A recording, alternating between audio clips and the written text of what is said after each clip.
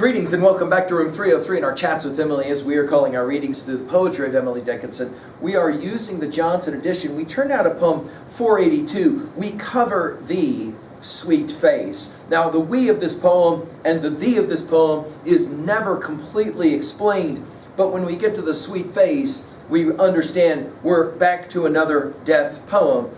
In many ways we're back to poem 465, I heard a fly buzz when I died. As we said there in our study, Emily is in many ways enamored of the different types of modulations of death, the experiences of death. Here it will be referencing someone who has recently died and the face has been covered. Our assumptions are that you've been following our stuff at learnstrong.net, down that left-hand side, Chats with Emily, our playlist. I'm hopeful that you worked through our set of introductory comments. I'm hopeful that you've worked through the preceding 481 poems. We just finished with 481, that the Himalaya was known to stoop. And if you have, then you can place this kind of poem that we'll read here in with other poems. This is another poem about regrets, especially the idea that the living, those left behind, end up regretting what they finally lost with the passing of another individual, especially one they cared about.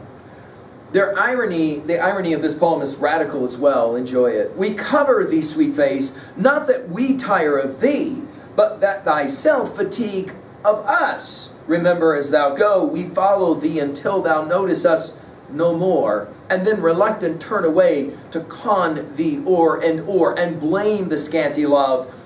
We were content to show augmented sweet 100-fold if thou wouldst take it now. Now, again, we don't know who the we is and we don't know who the thee is, but really it's far more focusing on a conversation with someone who has passed. I can't help but think of sweet face, by the way, notice mentioned twice in the poem, and not think of Hamlet 5 when you'll remember Horatio will say, good night, sweet prince. We cover thee, sweet face, not that we, notice capitalized, tire of thee, right, but that thyself fatigue of us. In other words, it was almost as if the dead, the one passing was ready to go, begin to fatigue of the individual, and then the use of the word remember. Emily, again, seems to argue often that the only real sin is to forget. Remember as thou go, we follow thee until thou notice us no more. In other words, we were paying attention to you in your passing, and then, of course, you left us.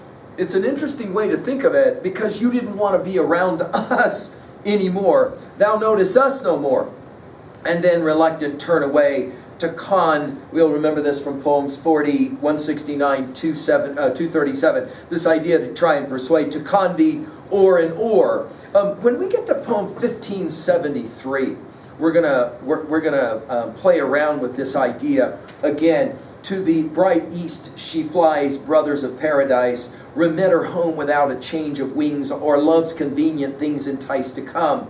Fashioning what she is, fathoming what she was, we deem, we dream, and that dissolves the days through which existence strays homeless at home. This idea that when the individual leaves, then and only then can we fully appreciate what it is that's going on and blame the scanty love. I think scanty is the key word of this poem. In other words, we didn't love this individual enough. We were content, notice from con to content, to show augmented sweet, notice scanty, augmented, sweet, back to sweet face, 100-fold if thou wouldst take it now. In other words, it's too late, and I think this is the message of the poem at 2a.